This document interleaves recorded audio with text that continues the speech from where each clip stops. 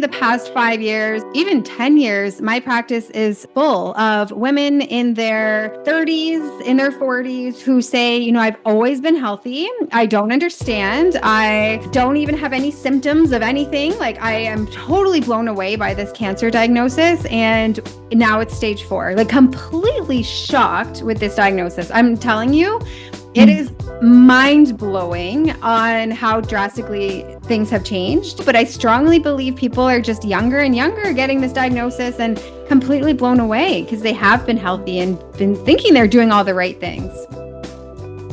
Well, welcome to Biohacking with Brittany, the podcast where science meets wisdom. I'm Brittany Ford, holistic nutritionist, biohacker, and mom. And for years, I struggled with gut issues, hormonal imbalances, and the exhaustion of motherhood while running a business. Biohacking and functional medicine became my way back to clarity, vitality, and trust in my body.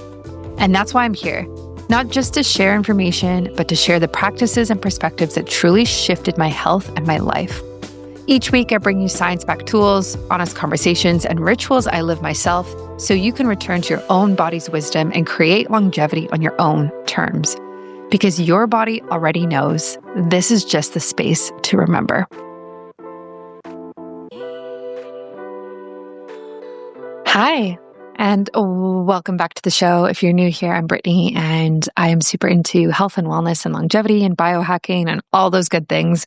And on this episode today, I got to sit down with Dr. Lori Bouchard, who is a friend of mine.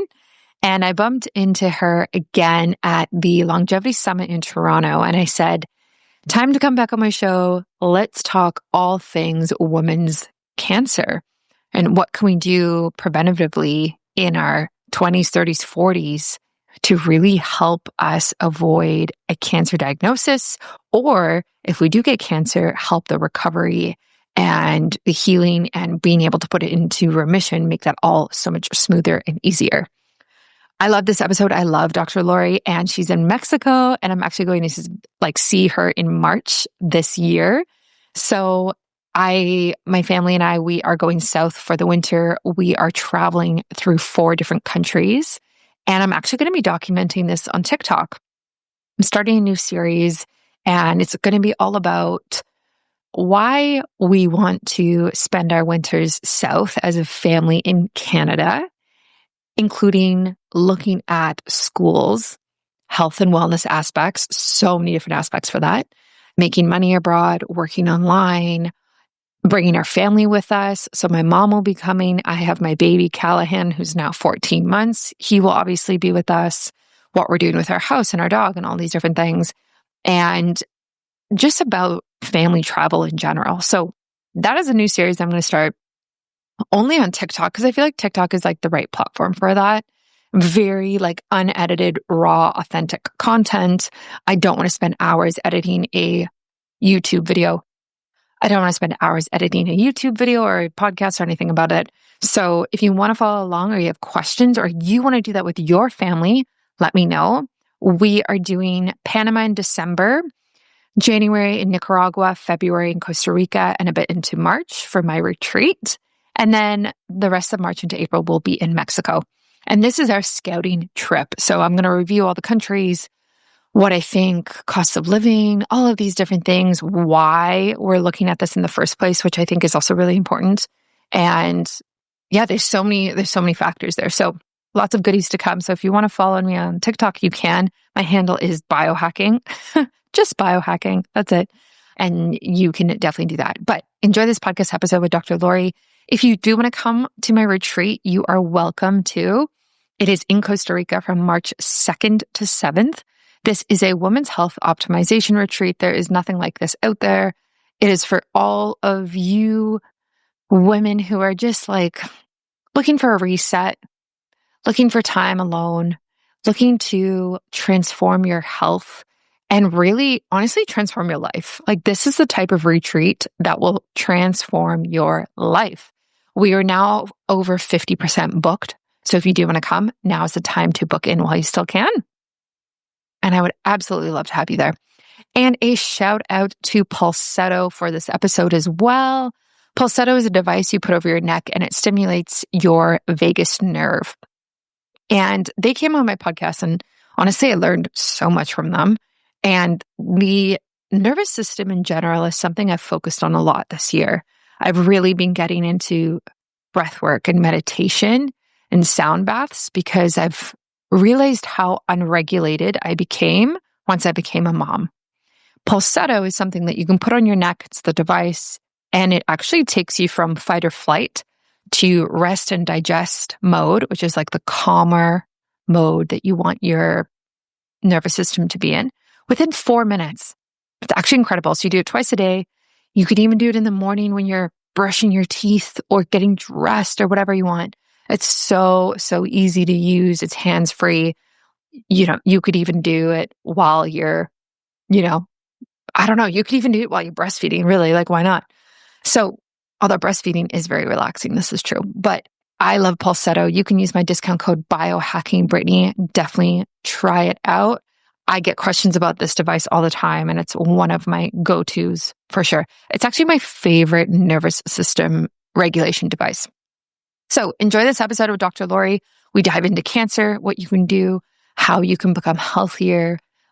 And actually, I'm going to order a CTC test for me, my husband, and my mom after this because to be honest, I'm not super concerned about like tumor cells for myself, but I think it would be helpful to have the data point.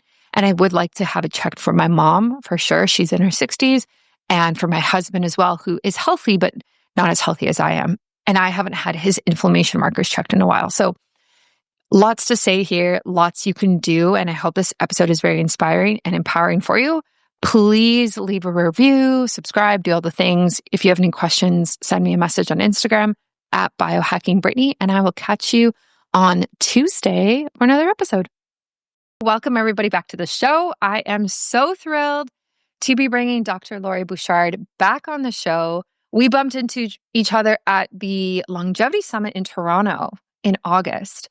And she let me know that she's actually moved to Mexico, and hopefully I get to see her in Mexico in March, fingers crossed, and maybe I will follow suit and move my family there as well. So Dr. Lori, expert in cancer care, naturopath, welcome to the show. Thank you, Brittany. Excited to be here again. Thank you. Yeah. I mean, previously when you were on the show, we talked about like your background and how you kind of got into this. And I kind of want to take it from there. In the last couple of years since you've moved to Mexico, what have you kind of seen be taking place in the cancer care naturopathic world? Like what is new? What is emerging? Mm-hmm. Yeah, and the type of person that I saw 16 years ago, even when I started a medical practice, to now has drastically changed as well. So not even just the past few years, but like the past 5 years. My practice used to be men in their 70s with a cancer diagnosis. Usually they were smokers or just, alcohol, like something that they're just like, they knew, they kind of were like, yeah, I got cancer. It makes sense. And, now I would say the past 5 years, even 10 years, my practice is full of women in their 30s, in their 40s who say, I've always been healthy. I don't understand. I don't even have any symptoms of anything. Like I am totally blown away by this cancer diagnosis. And now it's stage 4, like completely shocked with this diagnosis. I'm telling you, it is mind blowing on how drastically things have changed. And it could just be now like I'm educating more and meeting more people. And so the demographic has changed that way too. But I strongly believe people are just younger and younger getting this diagnosis and completely blown away because they have been healthy and been thinking they're doing all the right things. Wow. That like gives me chills to think that that could happen. Like, especially for all like the girlies out there who are like into wellness and then to like be slapped with such a serious diagnosis. Like when they come to you, what's even your first step? Because that just feels like it would be so overwhelming. So overwhelming. And it usually is something else that has triggered them to get checked out. Because yeah, I'd say, how did you even know? If you didn't have Yeah. any symptoms, what prompted you? And they would say something like, I had this neck pain that, I went to chiropractors or I went to do all the things and it just wasn't feeling better. Or they had, this gut issue that they just like kept trying different things. And it was like months that would go by. And they're like, I decided to push my doctor and say, I need an MRI or I need a scan or I need something because something is not okay. So it really did take the perseverance on someone with that symptom and say, like, no, it's not just anxiety, or no, it's not just like the way I moved my head, or, this isn't normal. Like, Mhm. really pushing outside to investigate further and to do different tests and really get those imaging. Cause yeah, it's absolutely shocking how undetectable cancer could be if you're not looking for the right things. And it's easy in our busy lifestyle to kind of pass it off as like, I was Wow. just tired, or, like I thought it was just this. But no, it's a big deal to get the right type of testing and the right type of investigation so you can catch it early and Yeah. prevent it from being a stage 4. Yeah. So how do we know though? Like, how do we know that that symptom actually could be cancer? Like, what Mhm. without, I guess we just have to get tested? Yeah, I strongly advise for people at least once a year just to see what's Ah. going on in the body, because it's not easy just to say with symptoms, right? Like most people, they I wouldn't even say they don't, like, your audience probably knows what health is, and, like, is if they feel crappy, it's like, "Okay, I know that I'm not feeling great, and these are all the amazing things I can do to feel healthier," but generally, a lot of people don't really even know what it feels like to feel amazing, right? Or to really feel good. So their bar of health, like, their standard is on the lower end, right? And so they're not even sure of like what that could be. So I strongly recommend that once a year, you just get like a baseline, like, hey, where is my health sitting at? Even for myself too, I would try different diets. I try different workout routines. I'm Mhm. always like, and I'm probably same with you. You'll run little trials on Yeah. yourself and like see how it is. And so with my genetics and with my lifestyle, there's certain things like a solid like keto diet where my blood work looked horrendous after 3 months of doing Wow. that. And I paired that with actually intense like HIIT training. I did a lot of different things where I'm like, this Mhm. should be good for everybody, and this would be great for muscle mass and all the things. But I found like my inflammation was a lot higher. I needed to support my liver differently. I needed to change a lot of things to actually make sure this way of living was beneficial for me and not flaring me up. So getting the test done, and I felt great that whole time. I really did feel great. But then I looked at my labs and like, ooh, this actually is not the best way to be doing Mm. things. So those check-ins and getting the right tests and understanding can be huge to catching things early. Yeah. Okay, so for the tests, like specifically, what biomarkers are we looking for that would be like, hey, there's a potential that there's cancer growing somewhere in your body? Yeah. So cancer's main fuel is sugar and glucose. Okay. And so the more tightly regulated you can have your sugar and glucose control is a really big deal. So looking at Mm. hemoglobin A1C, looking at insulin, insulin is a growth factor. So you think like anything abnormal in the body needs insulin to thrive, like to push its growth or proliferate, right? So if you have really high fasted insulin without food even in your system and you have high in the morning insulin levels, that can be a driver for abnormal cell growth. So that's a big deal to get your fasting insulin low, fasting glucose low, hemoglobin A1C really Mm. low. The other part of cancer and any chronic disease is it thrives in an inflamed environment. So you want to check your inflammatory markers. You want to get your ESR really low. So under 10 would be ideal. Your high sensitivity CRP, all of the things that are measuring inflammation, we need to have those as low as possible because Mm. that is the driver for the tumor microenvironment and things that could fuel a cancer growth. So that would be the main two: sugars, insulin, um, and then understanding inflammation. What would another one be? I would say even understanding methylation. So, like how your body is converting, making sure that you have healthy, protected DNA, getting homocysteine checked, keeping that level as low as possible, supporting any epigenetic, predisposed conditions that you may be susceptible to. So, there's blood work for like literally anything. Mhm. Like, hey, how oxygenated is my system? Or how is my metabolic health? Or, what are my risks for this? You can see all of that in the data. Yeah. Yeah, I love that. Okay, I want to talk numbers because I just got tested recently. So HbA1c percentage, of your insulin the last 90 days, right? Mhm. Your insulin response the last 90 days The glucose, yeah. of glucose. What percentage do you think is optimal, not necessarily normal?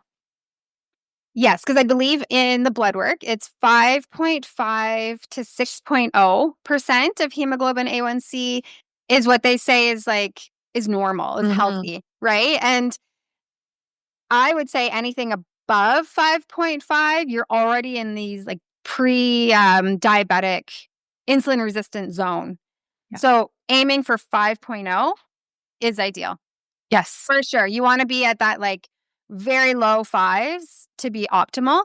The other interesting thing with this too is it could be reflected on what your hemoglobin looks like because it's a measurement of sugar on the hemoglobin. If you're someone who's, just say, anemic, you have, like, really heavy periods, you have really low hemoglobin levels, you wanna keep those numbers in, correlation. So just say, like, you have really low hemoglobin, then your hemoglobin A1C, you have to look at reflective of that, right? Oh, So, interesting. Hmm. yeah, so some people who have, like, really high levels of hemoglobin, and then they look at their hemoglobin A1C, it's like, well, you need to compare it to the same things, right? So you're not like, Yeah. "Oh, your level's great, but your levels Yeah. of hemoglobin really low." Yeah. Yeah. My most recent test was 5.0. And the lowest I've ever had it, I think maybe I got to 4.8 a few years ago. And then when I was pregnant, it was like 5.6. And I was like, Mm. why is this so high? But pregnancy is a very inflammatory condition, which I learned as I kind of went through it. And also my diet was terrible because I was surviving and I was very nauseous and eating all the things. Um, and then so for inflammation and the hs-CRP, what levels of that do you think are like optimal? Yeah, because again, the labs are just like they look at these reference ranges in a Hmm. way where you're like, that's not optimal. That's Yeah. like, okay, you're not dead, so that's fine. You're within that you're within that range, or you walked in, so that's fine. The bar is very off. And so for ESR, which is a systemic inflammatory marker, they say under 20. Some labs I see under 30 is normal and healthy, but I like to see it under 10. Okay. So under 10 is the ideal. Most people sit around like the 2 to 5 range, and that is exactly where you wanna be. But like you said too, really taking that in perspective of, did you just go for a workout? Did you just Mhm. have surgery? Did you just have a baby? Like, what are you doing that could Yeah. maybe temporarily fluctuate that? So don't take that as like, "Oh, everything I'm doing wrong because it's high." It could just be a temporary measurement for you. Yeah. I don't know if I've ever actually had that one done because whenever I do inflammation, it always looks at CRP. Okay. Um, Yeah. yeah. Hmm. Yeah, so CRP is another good one, or high Yeah. sensitivity CRP, but ESR Yeah. is more of a systemic Oh, look at interesting. what's going on inflammatory wise. Yeah. Okay. Yeah, because I'm just trying to remember my number. I think it was a much smaller number than what you're talking about. So obviously the values are different. I think it was 0.75 or something for hs-CRP. Does that make sense? I'd have to double check everything. Yeah, that would be amazing if it was like point something. Yeah. Yeah. Yeah. But again, during pregnancy, it was horrific. Yes. Yes, yes, yes. So, yeah. I know. Yeah, and that's the thing, like, stressors on the body, having a baby, like, that's gonna put you in a whole different state, which Yeah. is interesting when people are measuring their glucose or inflammation level. I run healing retreats within my clinic, and so Nice. we take people through therapeutic levels of ketosis and supervised fasting. So they're not given much food for these 5 days, Yeah. and they're in this fasting routine, and you should see your fasting glucose levels be low, right? Like, close to that 4.85. We have some people where their levels are like 5.7 and 6 and Mm. quite high. And I'm like, you did not eat. Like, are you cheating? Why are you eating things that like how we can tell what's going on in your bloodstream? Like, why is there so much sugar when you haven't eaten in 3 days? And what's so interesting is the impact of stress and who is stressing you out or what is stressing you out and how that can impact your glucose levels without even eating anything. So someone could look Wow. pre-diabetic just based on not sleeping well or having a stressful spouse or, like their cortisol is being activated and how that can release sugar in the system too as like a survival mechanism. So being really careful, looking at like, okay, we're not drastically Mhm. changing your diet. Like maybe that's okay. We have to look at other aspects of what is stressing you out. Yeah, that's actually so true because with my inflammation markers, my results 3 months postpartum were worse than pregnancy. And I was like, oh, I'm 3 months postpartum, like the baby's come out of me, like things are going to be better. But then, like, you're breastfeeding around the clock, you're taking care of a newborn, you're not sleeping, like all these things. And I was like, oh, my inflammation is actually worse. Um, so that does make a lot of sense. Yeah. And even it's interesting, like testing and then going for like a 10-15 minute just breath work where you just lie there and like do nothing and just breathe. And then if you test it again, I almost guarantee your levels will look better. So you think Yeah. about how you can intertwine that into your everyday life of like, wow, we have so much power over what our body is doing and how it can take up sugar, bring down inflammation, and just like every hour have as a timer on your phone. Be like, okay, have I like stopped and breathed? Have Mhm. I stopped and like written down gratitude, or have I, really tried to stay present in what I'm doing versus always go, go, go, which can just be such a storm of disasters in the way that we live our life. This episode is brought to you by Optimize Her, my women's biohacking retreat in Costa Rica, happening March 2nd to 7th, 2026. I am so excited, guys.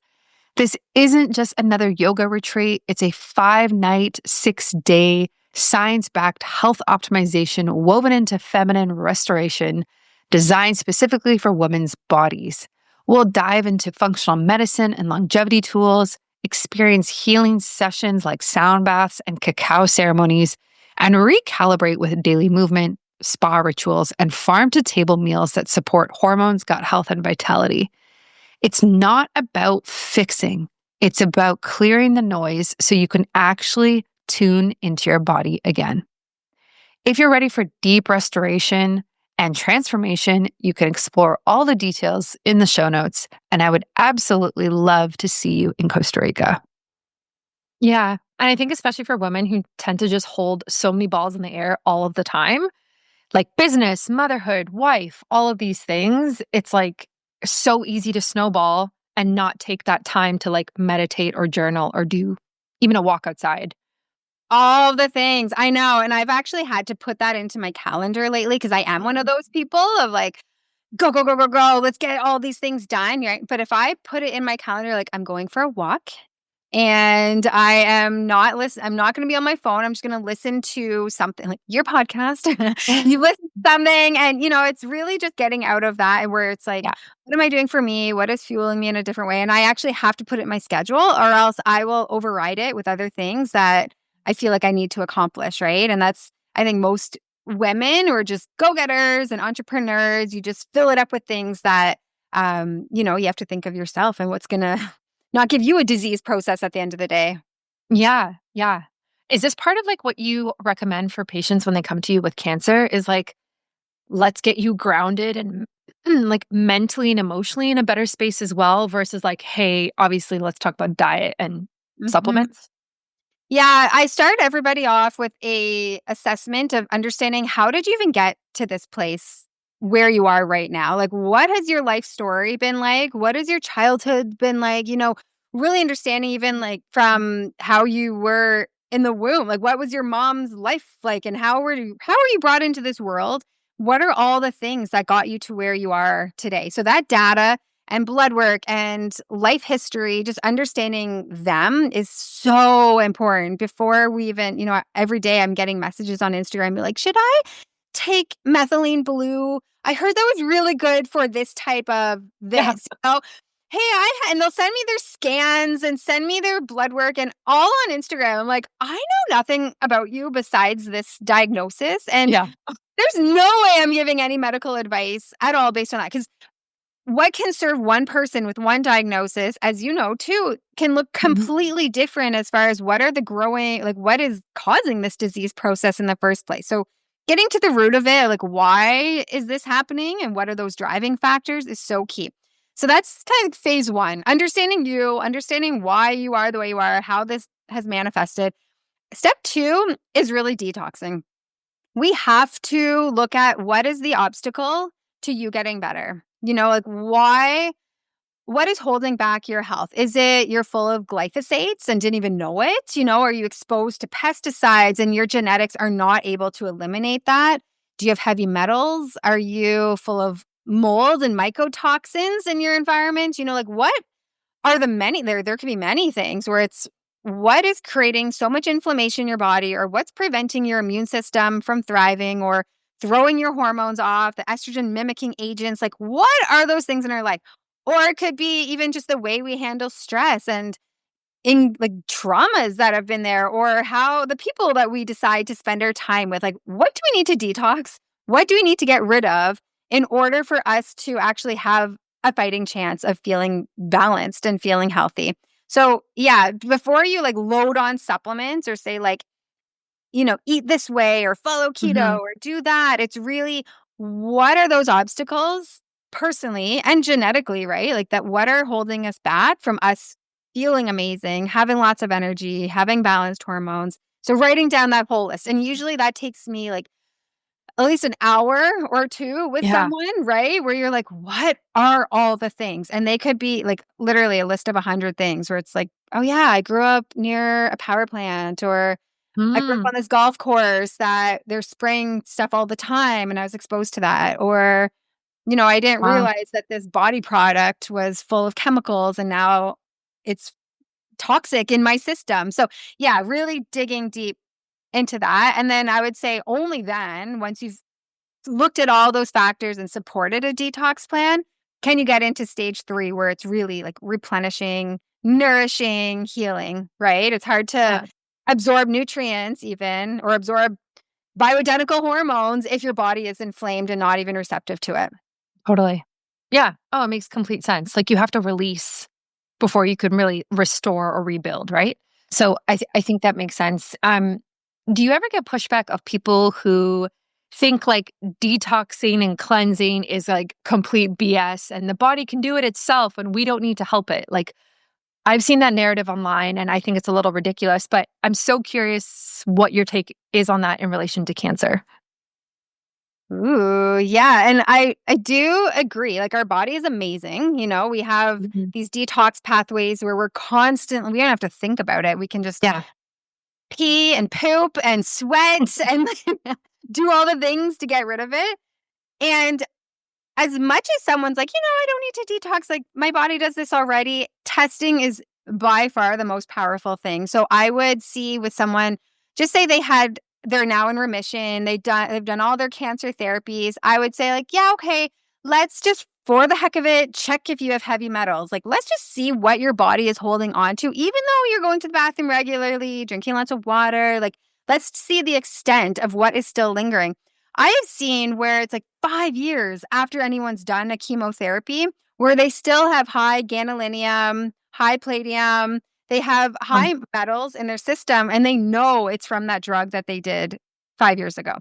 So, as much as it's like, okay, yes, our body can eliminate, there's certain forever chemicals, right? Like these chemicals that sit in our fat tissue, they sit in our tissues and our organs, and they're really hard to get rid of unless you're using specific binders and specific ways to kind of like attach onto them to eliminate. So, just detoxing is great, but it's learning about what toxins are there and how mhm. can we pull those out of the system because those forever chemicals, plastics, BPAs, like all Uh, those, they take years, like may not even like yeah. it's very tough to get rid of. Yeah. I hate that. It bugs me because every time I like order Starbucks, I look at the lid and I'm like, Right? And those everyday things, you're just like, why? Why is that even there? And why are we exposed to these things? Like yeah. they are, yeah. So Mhm. it's not even like, are we toxic? It's like, how much is our body able to? And I see Yeah. that with genetics, right? Where two people in the Mhm. same home, they're like, how come I have all of these symptoms and I'm tired and I have these but my husband or partner is, breathing in the same things and we're doing the Yeah. same things. How come they're fine? And that has to go down to genetics, right? Like some of us just process these chemicals differently or mycotoxins differently. Our liver produces glutathione differently. So, yeah, we have to look at like why in our environment, how can we enhance how our body can get rid Mhm. of this garbage? Because yeah, it's everywhere. Yeah. That makes a lot of sense. One of my favorite ways is the sauna. Mm. I don't know how, like, what the sauna situation would be in Mexico. Cause like, I You're guess you just a would, constant sweat yeah, lodge. you just go outside and you're sweating. Yeah. But we put a sauna in about a year ago and I probably sauna 3 to 4 times a week if I can. And I Mhm. feel incredible. Is that one of the practices that you would recommend for detoxing, cleansing, if cancer is around or people are in remission? What do you think? Absolutely. So hyperthermia or heating up the body is in the research too, specifically for cancer. But yes, from this stance of activating heat shock proteins, right? And supporting how your immune system can even recognize abnormal cells.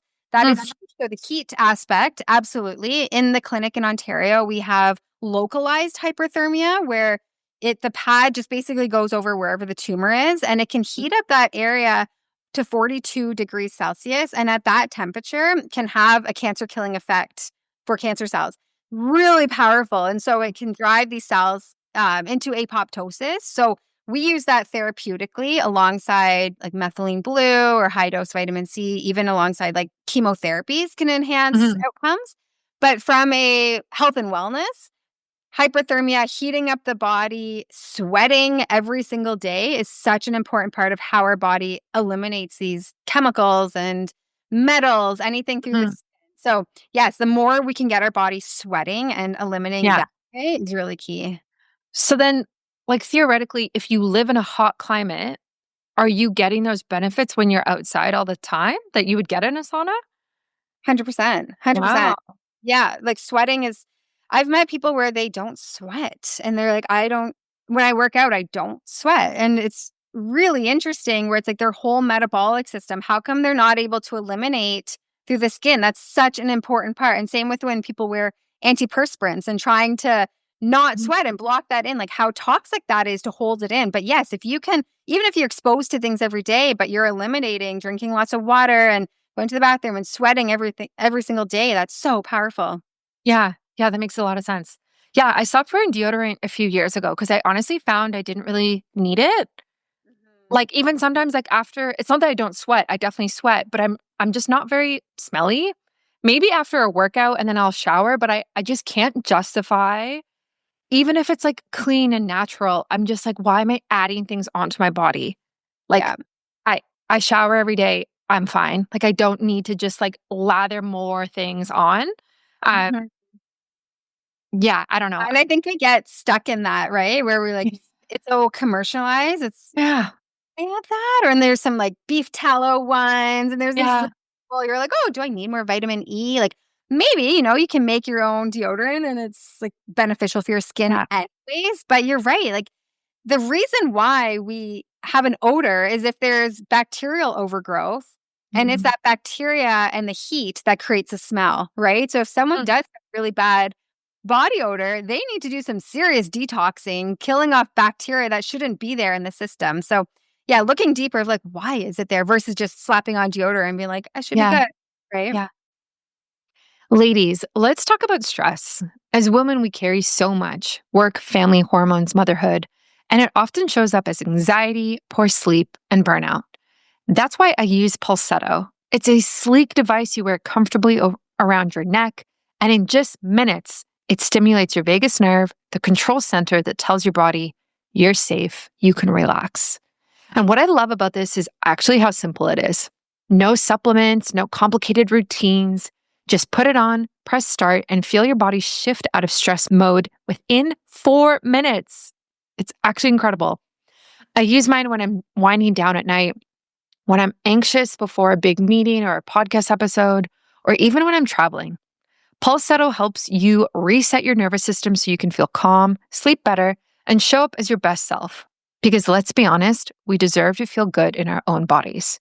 I know you guys love Pulsetto. You asked me so much about it in my DMs, so you can use my discount code BiohackingBrittany. This will help you save at checkout and give your nervous system the reset it's been craving.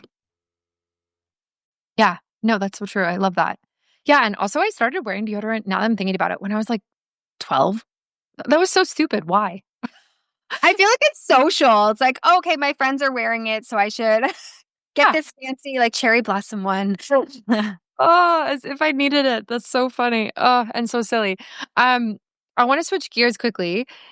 For the women listening who are like the healthy woman, the healthy mamas, kind of maybe even your clientele a little bit. And they're like, I don't have a cancer diagnosis right now. I'm doing all the things and I'm getting tested. Is there anything like we can do that you'd be like, man, if you did this every year for like 10 years, you're really going to be setting yourself up for when you're older as a woman? Like, I'm just so curious about that, like preventative, proactive approach. Hmm.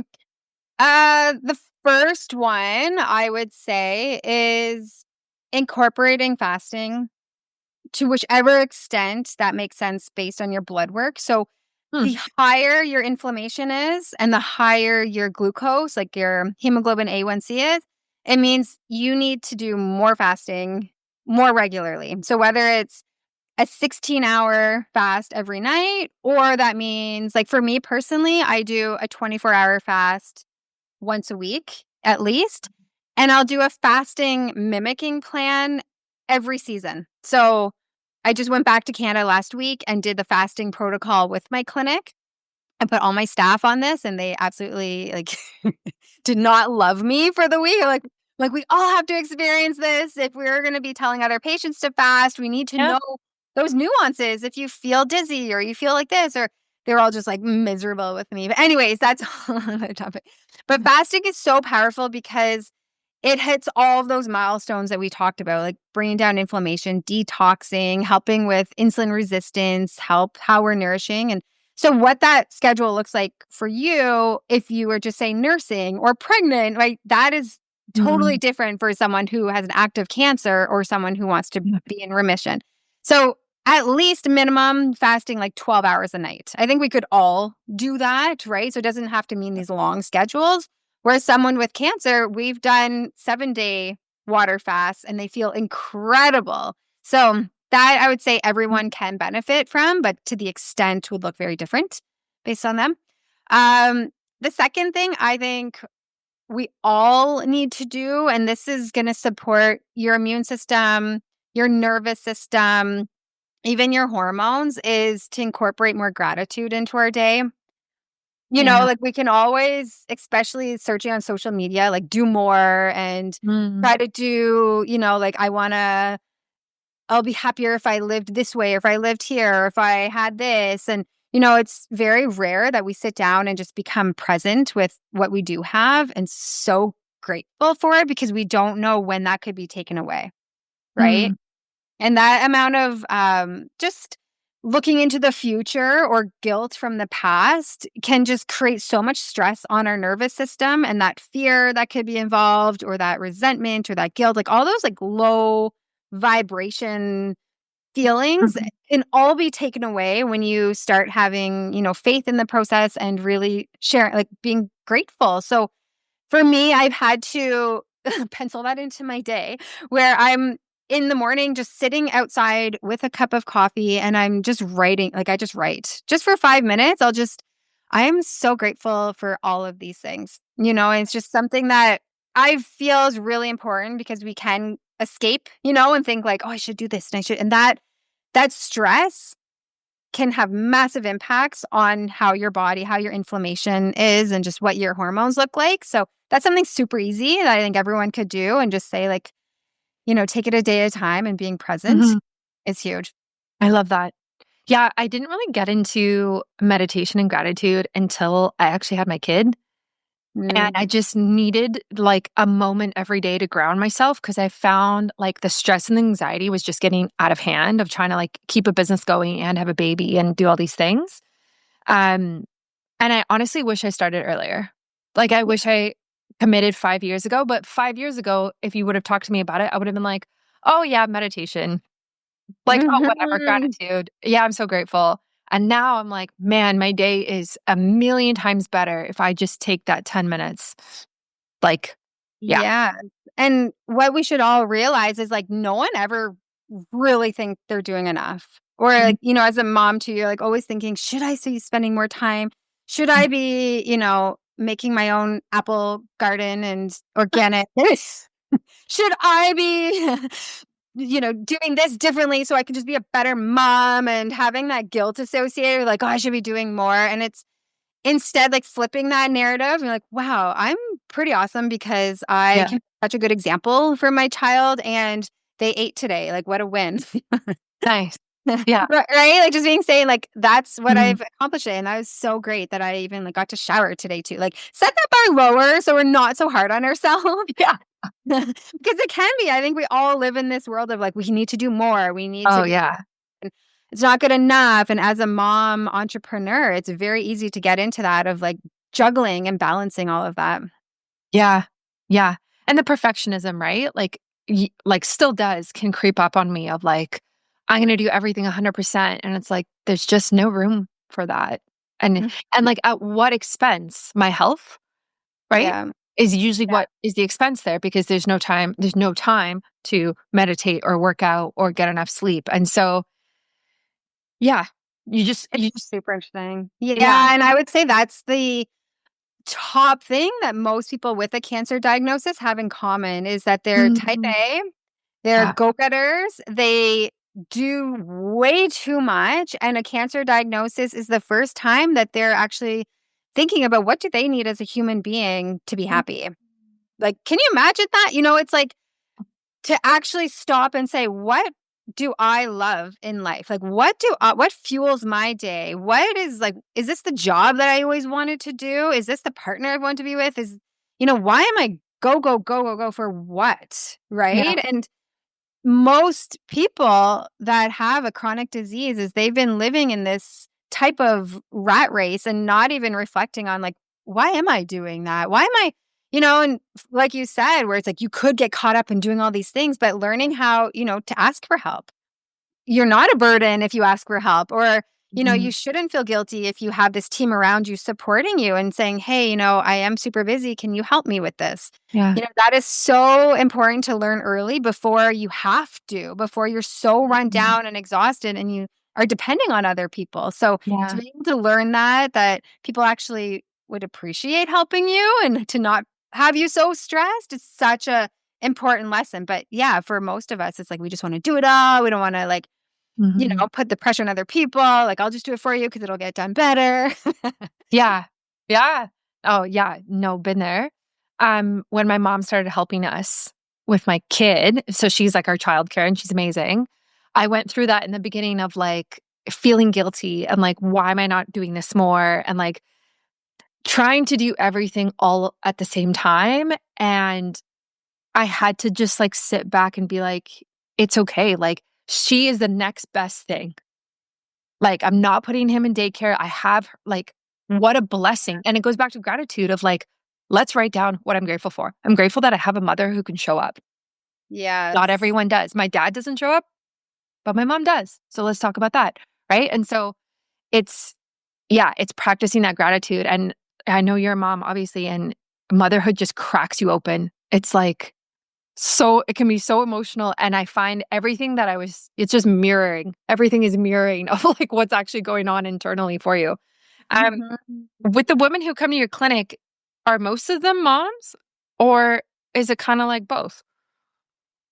It's definitely both, and yeah, some just because their cancer came early and they just never had the chance to like Oh, they had, that's their hard. ovaries removed or, and they just feel like they missed out on that part, and they really feel like being a mom is something that they really wanted and really upset by with the cancer Yeah. diagnosis. Yeah, and honestly, the way that I see that is like, of course, being super compassionate and, it's such a fulfilling part, to be a mom, but really it's asking like how are they moms in other ways, right? Like how are they an aunt and a loving mother figure for other things, and how can they, take that on, because that is, I believe, such an important part of why you keep doing what you're doing, and why, like, what keeps you doing this routine, even though it's really hard, or, striving for health. It's, there's who are you inspiring by getting up every day and doing it? And so for some people, it's their kids, but for other people, it's their nieces or their dogs or their community. And who they are around, right? And so, Mhm. yeah, that mothering aspect, it's like that is usually the biggest motivator for people if they have children. They're like, I want to show my kids that I can't be knocked down easily. I'm going to keep trying and keep, looking Aw. for solutions. And that's what keeps them going. Or even just that it's okay to rest, right? Like they don't have to be that super mom. Or a lot of people say they've never cried in front of their kids too. And they're like, I don't want to like share that. And I don't want to put that burden onto them. But not realizing like to be human and to share that your feelings is allowing them to have those feelings too and to share. So yeah, it's Mhm. an interesting, like, who we think we need to be is this strong, I've got this, not no one needs to help me, and my kids can see me as this, like, super mom, but really to be lying on a couch, relaxing and laughing with them and Mhm. crying even and being vulnerable is so important to teach these young kids, so it can be Yeah, a gift, right? I love that. Yeah. Like, when we thrive, our kids thrive. You know what Totally. I mean? And sometimes to thrive, we have to rest and, like, take a back seat on other things. And I love that, and it's part of the human experience, right? And so I find even now, like, if we hide things from our kid or certain emotions, it's not actually accurate of how people live. And, like, Mhm, some people don't argue in front of their kids, and I guess it depends on the type of argument that you're having, but, like, my approach and I don't even know if this is right, but, like, we argue in front of our kid, but we make up in front of him as well. Because I mhm. want him to see, like, this is how to apologize. This is what mom and dad do. A couple hours later, we come back, we apologize, we hug, we kiss, and this is healthy conflict resolution. 100%. Mhm. Totally, yes. I remember growing up too, like, I was never talked about, like, never taught why things are the way they are. It was always just like I was grounded for whatever reason, and I was just, like, in trouble. I'm like, like, maybe if I was taught these things Yeah. or understood why or how to communicate better, I don't know if your upbringing was like that too, but it was just like you get told things and that's just the way it is, you know? You're Mhm. just like, well, why? Like, how could I understand that differently so I don't just do it again? And Yeah. but yeah, that communication is huge and really to Yeah. that it's okay. Like for me, even growing up, my mom made me eat really healthy. Like, it was extreme, like, Yeah. bean sprouts in my lunch and, like, liquid chlorophyll in my water all the time. It was just, like, to the next level of I was a dinosaur and no one ate the way I was eating, and it felt, like, very, and then I didn't really understand why. I was just felt like that's just why my mom's insane. Like, why am I eating like this? And I remember going to a friend's house and just, like, pigging out on Mhm. all of the junk food, and I would hide it from her, and I would not wanna tell her, right? And I would just anytime I go to friends or even when I went to university, I was like, "Woo! I can eat whatever I want." Yeah. And so there was this, like, shame almost associated Mm. with it or, like, closet eating to it because I felt like that was so bad if you eat sugar and you do these things. But yeah, having that communicated of like, this is actually okay. Like, we're human. You can bounce back and you can have that and this is Mhm. all part of the balance. But you're right. If you're not explained why, or you don't really Yeah. understand, it's just like, no, you shouldn't do this. You're more likely to rebel from that or just not have those communication skills built in. Yeah. I mean, good for you. Like, yeah, I'm curious how I'm gonna handle that as my kid gets older, because I don't wanna be so restrictive that he, like, binge eats when I'm not around. That's, like, Mhm. really not, like, ideal. So it's like, how do you teach them, like, yes, you can have the McDonald's, and this is what McDonald's will actually do to your system. Like, you might have an upset tummy, or, like, you might have, like, a sugar rush, and then you're gonna crash, and, like, it's exactly what you're saying is, like, let's actually pull the thread all the way through of, like, it's not just this meal, this is Yeah. what it means for you.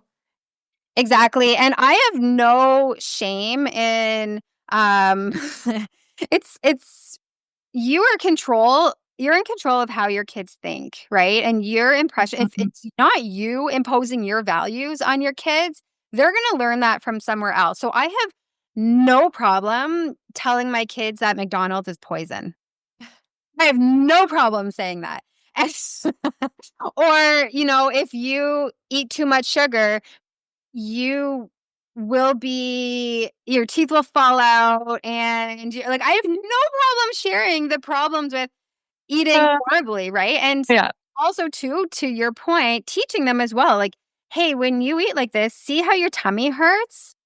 Hey, see how you get all itchy because now you have eczema? Hey, do you see how like your belly is a balloon now when you eat like that? Yeah. Or do it's like really connecting them to their body and saying like, you have that choice. Like it's poison. If you put that in your body, like you are now understanding what it feels like. And yeah, not restricting them fully because you're right. It's like they'll find ways to get it. I know from Yeah. experience, find ways, but it's having them correlate that. Like, oh, okay, if I ate that, I will feel like crap. And it's not like they're educated and they understand why. Yeah. I love that. Yeah. It's going to be a challenge, but I mean, if you're doing it, I feel like I can do it and I'll just like be inspired by you. McDonald's is poison is like what I will say. Yeah, we'll roll down the windows and drive by. We're like, Perfect. Just a reminder. and it's, when it comes as a family unit too, they're just like, this is the way it is. Like if they go to a friend's house and I was actually shocked too. The parent was like, hey, like, can they have this cupcake? Is that okay? And then my kids would be like, no, I don't want it. I'm like, what? Wow. And they're like, we don't eat sugar. I'm like, good job. Like I I'd thought be for so sure. proud. I'm so proud. Yes. I was like, that's amazing. They're like, we don't eat sugar. I'm like, good job. Yeah, Ah, they're just like, that's just the way it is. But we also do a lot of it's- baking and a lot of like mm, alternative stuff, right? Where it's like yeah. they make a lot of things with natural sweeteners, so they don't feel like Mhm. they're deprived. It's there's so many other options that are not poisoning you. Yeah. Oh my gosh, I love that. Oh, I would honestly maybe tear up the first time that happens. Would they like to reject it? I'm like, oh, my job is done. Thank you.